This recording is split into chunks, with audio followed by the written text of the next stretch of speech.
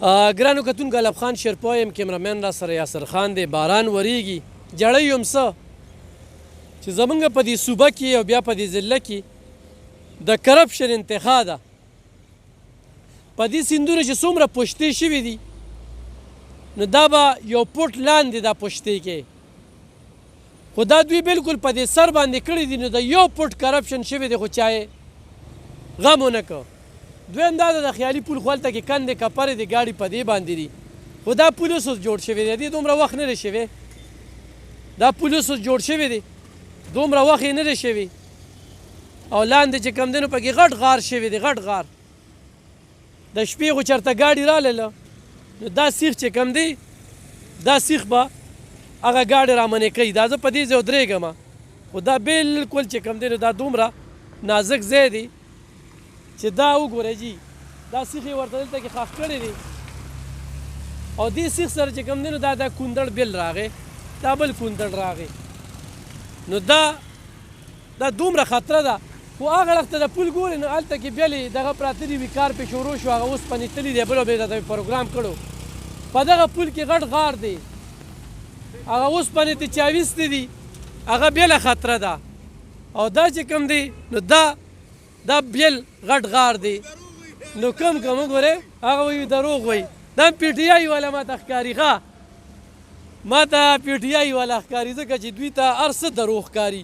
دوی د فیسبوک باندې چې کوم دی نو هر څه ټیک ښکاري او نور ورته هېڅ هم چې کوم دی نو رښتیا نه ښکاري. ناظم صاحب ښه خیر دی، پرونې د ناظم صاحب په داسې ځای کې ولاړ غورې غار دی، غار اورې دا وګورئ، دې کونډړ ته وګوره دا. او روان دی، خو روان دی، اخوا ته روان دی، پرې چې لږ لاندې م ورولمه، خو چېرته انتظامي ته دغه وشي نو زه وایم چې ډېره ښه به شي. ولې دا خلک وایي دروغ دی، هغه یو ووي دروغ دی. نو اوس هغه ته زه څه ووایم، خو چېرته ما ګوري نو چې دا په نظر ورته راشي لکه دا سجده لاندې نه ښیمه، دا بلکل لاندې او بلکل دا څه دي،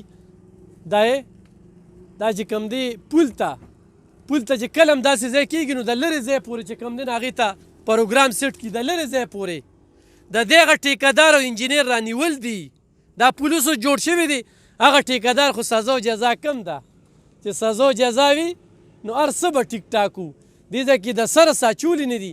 دا اوس به دا بوجو په بوجو باندې به دا رامنې کوي، ښه دا بوجې دي په بوجو به دا رامنې کوي.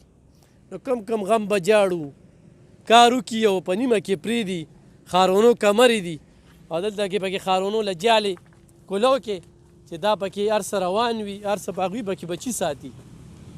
ګرانو کتونکو دا ورته وایم چې د خیالي پوله خو اخوا د انګریز د وخت پول دی، نو هغه په ملي بګت په غفلت او پوډریانو یا هر چا چې دي نو هغې نه اوسپنې وړلې دي او ویستې دي.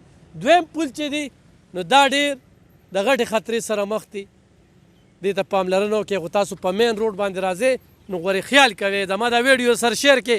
دې ځای به دا سیخ او دا کاڼي چې کوم دي دې به چې کوم دی نو ډېر غټ دا به غټ نقصان کوي.